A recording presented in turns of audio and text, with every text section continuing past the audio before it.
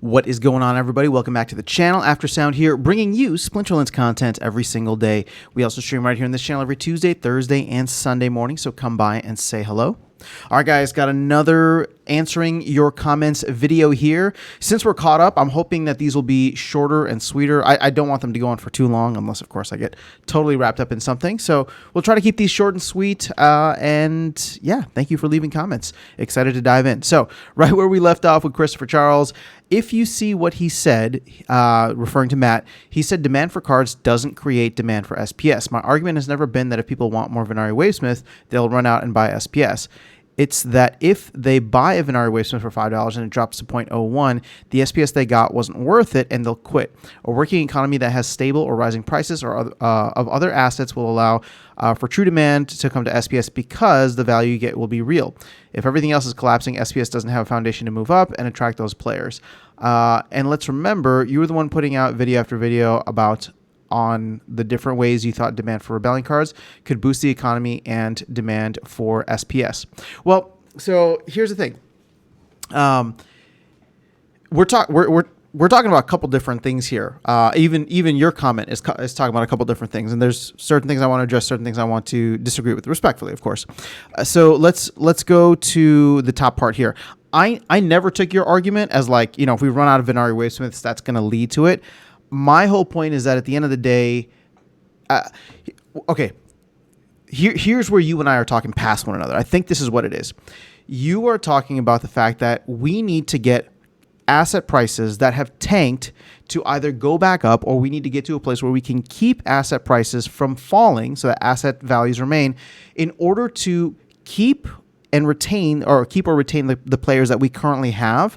And then, of course, entice people to come in the future, knowing that if they buy assets, those assets won't go down 99%. That's not wrong, right? I'm not actually arguing that. My whole point is actually tangentially related, we'll say, because it's not that I don't care about the current players. I'm looking at how do you get new players, and at the end of the day, bringing in new players by SPS going to the moon, right? So that's where my focus is, right? Get SPS to go freaking sky high, because those new players coming in, aping into SPS, will then subsequently ape into the cards that everybody else has, therefore bringing the value of those cards up, right? And let's have this the first part of your comment here. This is specifically focused on Chaos Legion and everything Chaos Legion related, right?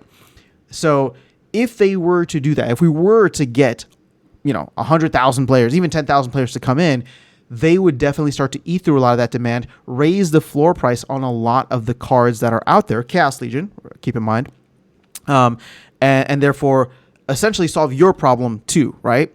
So I think what you're focused on is how do we get it so that we keep players that are currently here, and you're also future proof, right? Saying like we need asset prices to hold value in order to make it seem safe, right? Or to be safe for new players to come in.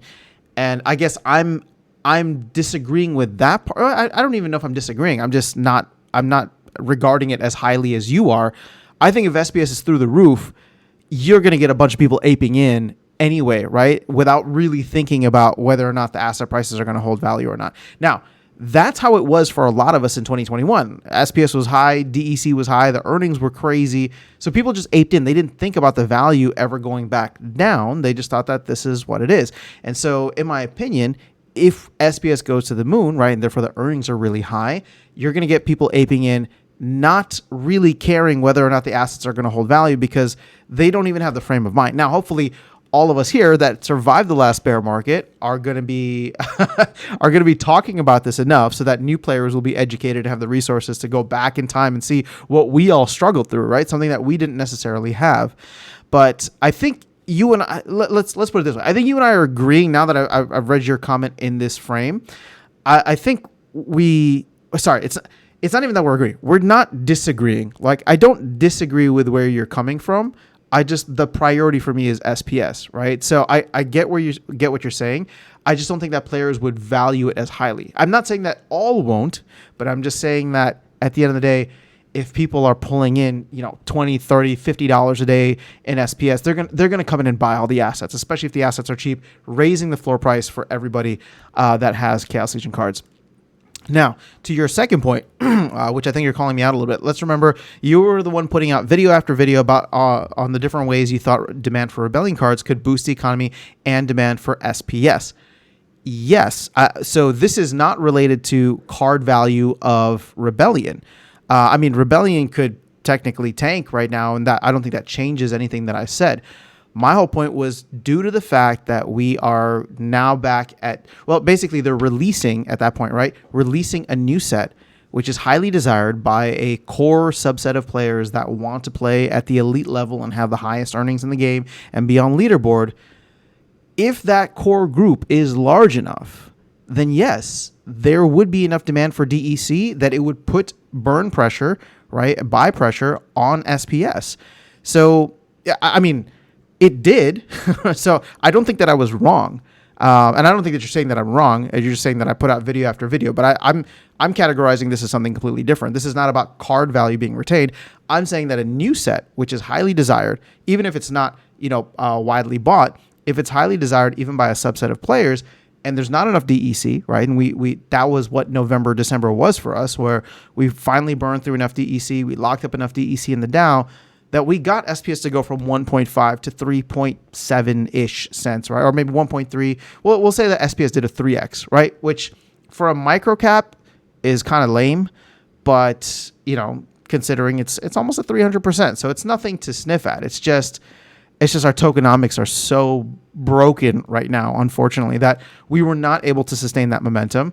And people realized with the cheap cards from Chaos Legion, so maybe this is giving you a point, right? The cheap cards from Chaos Legion, you don't really need much to compete, right, in order to stay at the highest levels. And because that subset of players, that core players, was so small, you end up not facing Rebellion cards as much, meaning that you're just going up against a bunch of other Chaos Legion decks, right? I don't know what the numbers are, but with the amount of reward cards that Chaos Legion had, with the mini set, with the promo cards, Chaos Legion has to be a significant chunk of the modern card base. So, I said I wanted to keep these videos short, but hopefully that addressed your comment here thoroughly enough. And I think you and I are just probably talking past one another. It's not really a disagreement, but I just like to poke you for fun sometimes. That's it. All right. So Pomp says vouchers are giving out a fixed amount every day. The amount given out doesn't increase with increase of SPS staked. Increase staking of SPS will give out less vouchers per SPS staked. Yeah, I know. I thought I mentioned that too. The soft peg can also work in reverse. Instead of vouchers trending towards the EC price, the DEC price could trend towards the voucher price. Wait, what? I would love to see DEC at 2.7 cents. What are you saying here? Only DEC should be used in burns. If you want to use vouchers, you trade them for DEC first. Ooh, that would put sell pressure on vouchers. Again, I'm not opposed to that. Look, I want vouchers to go to the moon because I just love selling them. So that's my bias that I wear on my sleeve. I fundamentally agree with you, though, and not just about this, wild season pass or whatever. I don't like the idea of vouchers being this discount thing that people can use. Like, it's just vouchers went from being the access token to the discount token, and now all they're doing is slowing down the flywheel, right? DEC already gets a discount if it is below peg, which it is, right? It's a 20% discount. We further discount things with vouchers because we need to find something to do for vouchers. And so I'm with you where, like, everywhere that vouchers can be used, it'd be awesome if it was only DEC. And then when something came along, like a promo card or something, have that thing cost 100,000 vouchers. Like, I don't care. You know what I mean? Like, but it's got to be something where people just like, I got to have it, right? And therefore I'm going to need to get all these vouchers. But, the vouchers really, really are the shit coin of this, bag of whatever. And so I don't know what else to do about them. I mean, here's the thing. I don't want to come off as complaining because I think the team is trying to do what they can with the situation that they're in and whatever. Like, I'm here ready to move forward too, but fundamentally I agree with you that only DEC should be burnt for everything. right? For literally everything.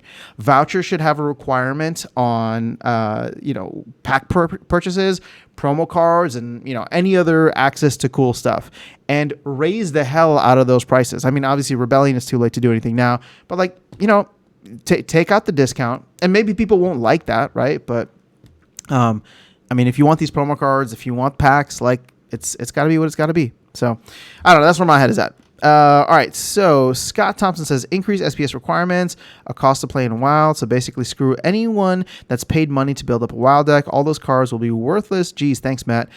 Could you at least buy me a drink before you F me? Why not just ban bots? That is another option too. It seems like we're taking the slow way towards it, though. I will say this though. I don't think wild cards are going to be worthless. If anything, okay. So this is what I want you guys to think about with this whole proposal. If this is effective in removing a lot of the level 1 cards from bots, players like me that play in Wild with an incomplete maxed deck of only Chaos Legion, right, or mainly Chaos Legion, I'm going to have a hard time competing with the kitties and the llamas and whatever of the world. And so therefore, I won't be able to rise as high up in the rankings because I no longer have little underpowered bots to beat. So I'll probably stay in gold or diamond rather than making it in champion 2 right now and taking a lion's share of the rewards. So what does that mean? If you have that wild deck, yeah, sure, we're all paying 2,000 DEC a month now, or 2,000 DEC a season, but you'll be getting such a larger share because people won't be able to use the ratings inflation as much. I don't think people understand that. This is one of those like the unintended, actually it seems very much like an intended consequence. But it's a secondary effect of like this attack on bots. I think it's going to be very beneficial for you, Scott. So again, I don't know how long we are away from this, but I really think we should reserve judgment to see how long, what kind of impact it'll make. Play for a season or two, see what happens. I genuinely think the rewards are going to go up and be outsized in Wild because a lot of people seem to have the same attitude you do. And so if nobody's playing in Wild, that'll be insane, right? Like, yeah, who wouldn't pay 2,000 DEC to earn 100 SPS per win, right? If we double the amount that is in what's that called? Modern right now. Oh, my chair just broke, so I'm going to have to I'll just leave it there for now. All right, Scott says also rushes to list all wild cards on the market before they lose their value. Oh, okay, well, never mind then. Worst news I've heard from Splinterlands in a long time. Dehana, I hope I'm saying that right. It's really difficult as you need at least $1,000 to play in Diamond, and you can't even earn 10 cents a day. Hard that we'll see new player for that kind of earning. Well, I really think rentals are going to be where new players come in and figure it out. And if there's a good arbitrage on rentals, I think that'll be the warm up. If there's a good arbitrage on rentals, and then if you get people that like the game, see the value, the ROI is good for investing $1,000, right? No, sorry, that quotation should be on investing, right? Investing $1,000 to get that return. I think you'll start to see players spending after they go through the rental process. Stever says, nice. These are fun to listen to on the drive. Oh, well, thanks, Steve. I appreciate the feedback, and I'm glad to keep doing them. Sorry Smurf says, Matt is the best. Voting yes. SPS to the moon. Let's hope so, man. All right, Phoenix says, this is very convincing and rationally presented as a path to eliminate up to tens of thousands of accounts from leeching from the system, which is a good thing. But there is fallout from this proposal accomplishing what it intends. Oh, there's a lot here. Okay. There will likely be another mass exodus and sell-off of assets similar to original modern bot ban. Battle Pass has been suggested numerous times and definitely going to be a huge impact. But I think we have to be realistic and prepare for the fallout that comes from forcing tens of thousands of accounts. Probably, and I'm sure the team has calculated this in, so we might see 25-cent Chaos Legion packs. I don't think they have really given repercussions instead of barriers a good try. Bots aren't the problem, bot farms are. And bot farms are easy to identify because they need to consolidate at some point along the way. If they made bot farming more than 20 accounts against terms of service, it could have a similar effect. After a couple big farms got banned, people will know they are serious this time. As Governor Target says, fear will keep them in line. Devs don't like to play whack-a-mole, but tweaks usually just force exploiters to find another way. They will always be fine. Okay, so I realize large bot farms is almost a necessary step, but I'm torn between this is the way or is there another way? Here for the long haul. Okay, so Phoenix, this is a well thought out. You're kind of weighing both sides here, so I appreciate that.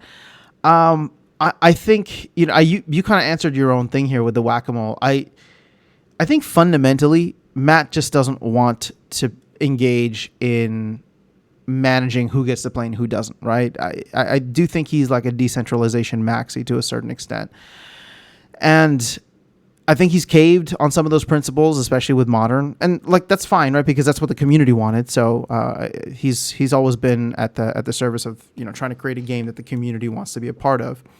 But with Wild, I don't know. Maybe that's just a step too far, and he's just trying to find any and all other paths before going to the whack-a-mole. I don't know. I don't talk to Matt, so I wouldn't know what's going through his head.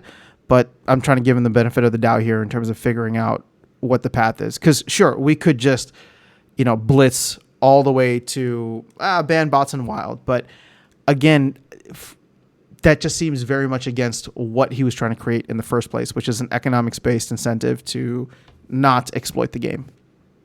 But, yeah. All right, so Cyrus Murph says, SPS getting rented at 0.004 and 0.05. After this proposal will be over 5 and 6.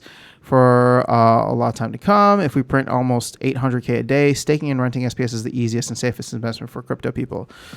Not financial advice. I'm just kidding. That wasn't for me anyway. It's from Sorry Smurf. So maybe it's financial advice. So Asmund says, at 19 minutes, nonsense. Of course, you can use and choose both chicken with or without melee if you have 1 BCX of gold foil and 1 BCX non-gold foil. Solved. I don't think I can ever choose between a gold foil and a non-gold foil. It always just gives me whatever's the higher level. So I if that's what you're referring to, I've never seen that. Because I do have gold foil versions, especially of like the reward cards that are maxed versus the regular foils that are maxed. And yeah, I've never seen that. So Samuel says, if this proposal passes, then it's time for me to say goodbye to Splinterlands. I gave it all I could, $10 spellbook, $4 a month, plus all the SPS required to stake. It's no longer pay to win. It's called pay to lose. Fair enough. Well, we're sorry to see you go, and I genuinely hope you find a good project. Samuel says, when new players see this in Splinterlands, they're going to scream, scam. All right. Moving up to Mondroid. So Mondroid says, I know some people are mad, but the reality is Wild was not sustainable. It was a way to farm/milk the game forever without ever having to put another cent in. Even if the bots didn't exist at all, I'd be in favor of this proposal as it simply wasn't a sustainable business model. If we want SPS to go up, we have to plug the leaks. Wild is one of the biggest leaks in the game right now, and I think this proposal will do a lot to plug it. So Mondroid, actually, I'm glad you're framing it this way because I don't think a lot of people are seeing it this way. The impact on bots is a secondary effect. It's a bonus, right? What the team or Matt is really trying to accomplish is what you're talking about here. That Wild is exploitable. Whether it's humans or bots, Wild is exploitable, and they need to close that loophole. Now, closing that loophole should shut down a lot of bots that were just leeching from the system for the bare minimum. So it's kind of a 2-for-1 here, but the goal, right, primary goal wasn't to take out bots. It was to take out what was bringing the bots. And sure, is that going to impact humans? Yeah, I mean, it's always going to impact humans, but I think it's a great comment. I want to highlight it even a little bit more. All right, so Constantine says, are you being paid by the team to promote all the nerfs? This will be another nail in the coffin for the team if they will implement this. No, I'm not being paid by the team for all the nerfs. I'm not. So, yes, I am technically still contracted with the team, but I'll tell you this. I actually haven't worked on a project for the team in a year. So it's been a bit. I mean, I was doing some, like I think I've said, like with Rebellion, I was just trying to volunteer my time, helping with a lot of QA stuff at the end of last year, just because they're all really cool people, and I like, hanging with them and chatting with them because they're nerds about the game like I am. But no, I'm not getting paid. I want that to be very clear. So I do try to keep my opinions as objective as possible. Yeah, that's all it is. Constantine, I don't know how long you've been following the channel, but I have I can be critical sometimes. In fact, I know I've been very critical of the team and what they've done in the past, right? Or at least the actions that the team has taken. A lot of things that I've disagreed with, but yeah, from a financial standpoint, no, I'm not earning anything from them regarding these nerfs. I'm not promoting this. This is all for my personal financial and emotional benefit. Yeah, I get to make some money off of ads, which I can go and buy some more SPS or Bitcoin with. But I honestly just love hanging with all the cool people here too. So there you go. Financial, emotional. That's where my biases and disclosures lie. All right. So Mr. Sehia. Hi, what are champion points in Splinterlands? I'm so glad you asked. They don't have a purpose right now, but I hope that they will have something in the future. From my understanding, you just collect them if you are in champion, and every season, whatever your rating is above 3,700, you'll collect champion points. They played a huge role in the airdrop 3 years ago, but they don't have anything currently. They don't have anything on the roadmap, and the team just says, like, we'd love to do stuff with them. So take that for what it is. Lord Kager says, unfortunately, the more I hear about it, the worse it sounds.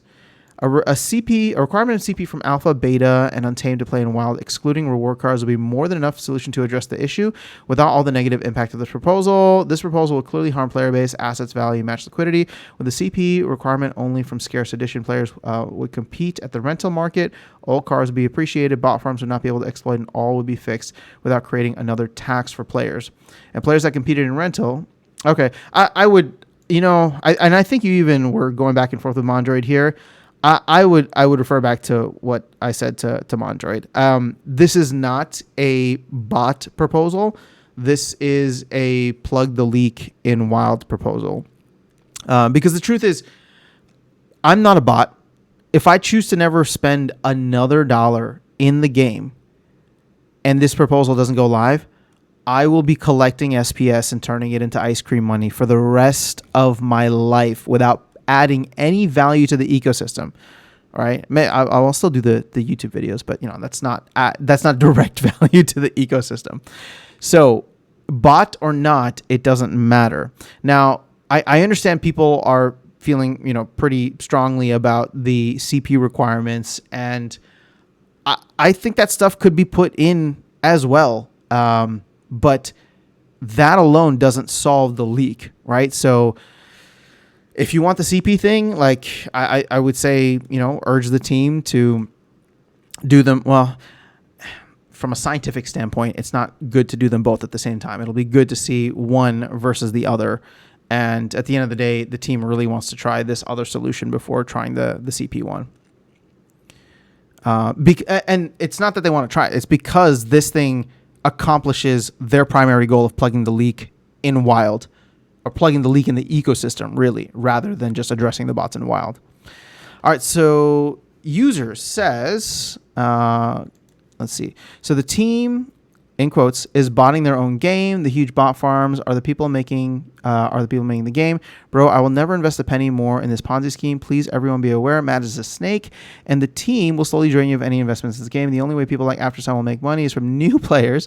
We won't ever get new players. Nobody will invest thousands for 10 cents a day. AfterSun, you're just like Dwayne. Your reputation is really getting pretty bad. Stop gaslighting the game. Have some integrity. Oh man, this reminds me of Team Phoenix Rising. All right, so let's address this. We'll have some fun. Okay, so first of all, we've known about team members botting the game for at least a year plus now. So, this was pretty much public in Discord. You had somebody literally in Mav's channel that was talking about their farm. So I don't know that this was like, this isn't a huge revelation. I understand it's a huge revelation for you now, but you were just out of the loop. Your digs at Matt, I'm not really going to address that. I mean, it is what it is. The only way people like AfterSun will make money is from new players. It's not the only way people like me will make. It's like literally the only way anybody in this ecosystem is going to make money is if new players come in and there's demand to assets. Which does sound very Ponzi scheme-ish. So I'll give you that one. But welcome to crypto. This is why Bitcoin is the only thing that matters.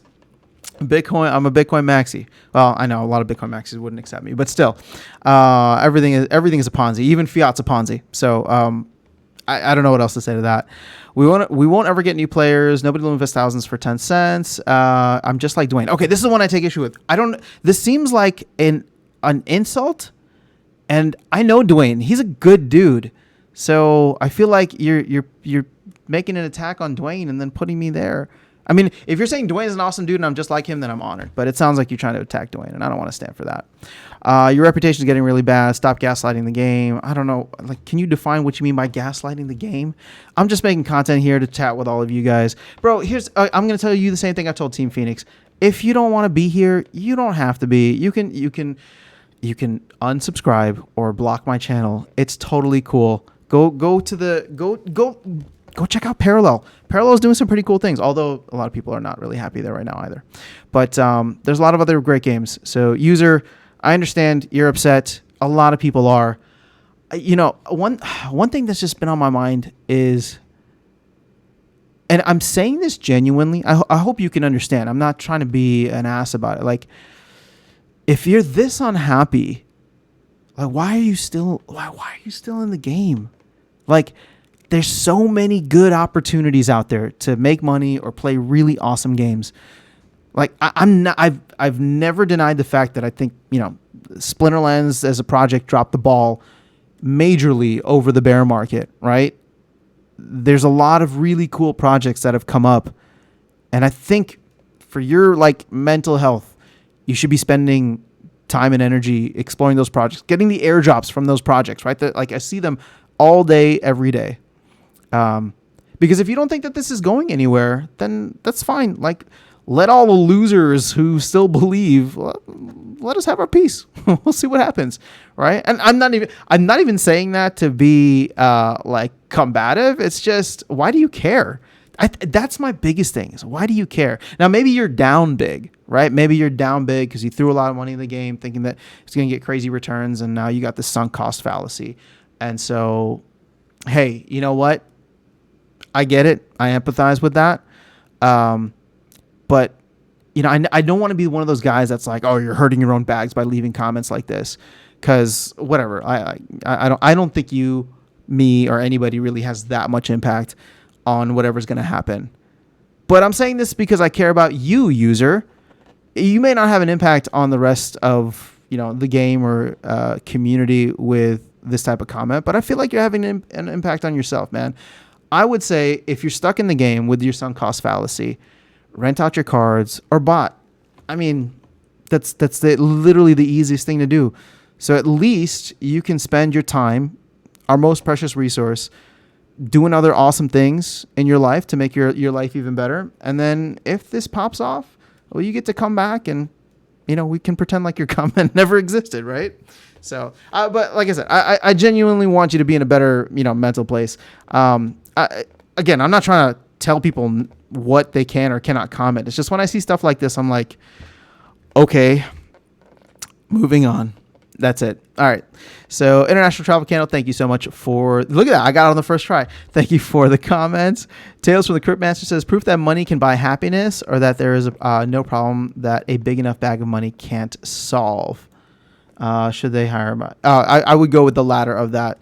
Money. What's that saying? Money can't buy happiness, but I'd prefer to draw. Something like, money can't buy happiness, but I prefer to cry in a Mercedes-Benz.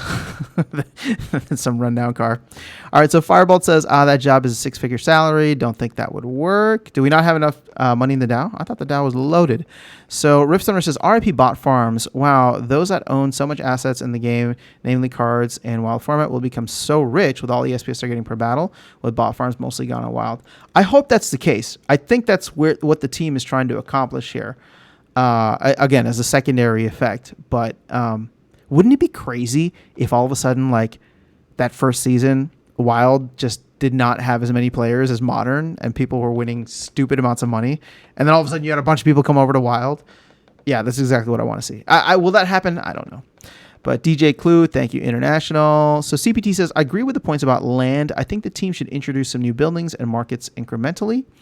I really hope that they can do that sooner rather than later. But we'll have to see, because I want land to be exciting. Don't get me wrong. I think that there's a lot of ways that they could implement it. And then if they can get land to even just be a little bit exciting, I think for people going around checking out all these TCGs, as much as I love Parallel is just like a skin or clone of like a lot of the other TCGs out there. But if you have something that implements land the way that Splinterlands can, and that, the whole DeFi element to it, I don't know. That's a differentiation factor. Could be cool. Pomp says, fix the broken tokenomics first.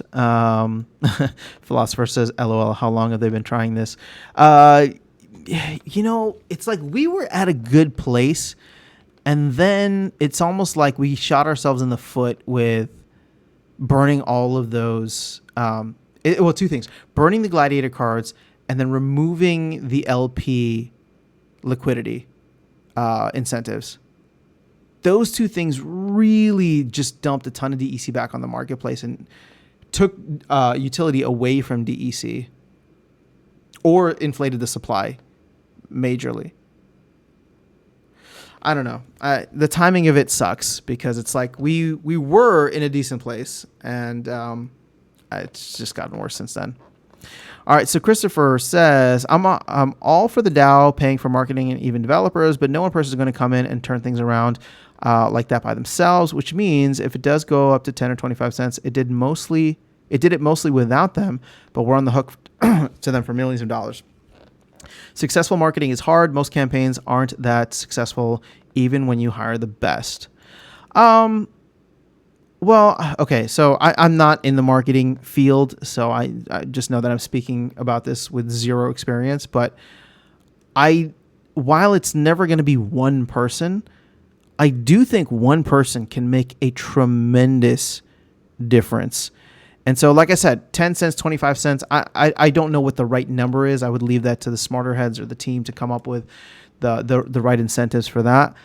All I'm saying is, even if it's millions of dollars, pay them. Like, sure, maybe it wasn't them. Maybe it was. That's actually the difficult thing about marketing, right? Or branding, marketing, advertising. Like, it's hard to capture.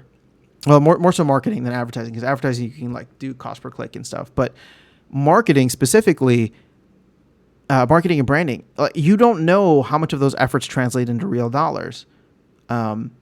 So it's hard to quantify it.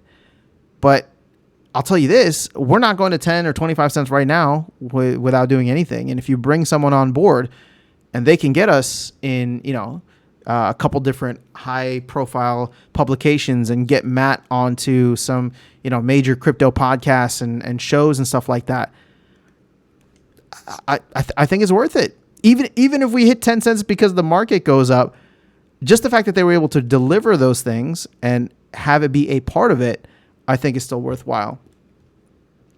But I agree. Successful marketing is hard. So it's not like this is what makes it so difficult, because it's like you only get one shot at this, right? They're going to hire one person to try and knock this bull run. And you have to hit a home run.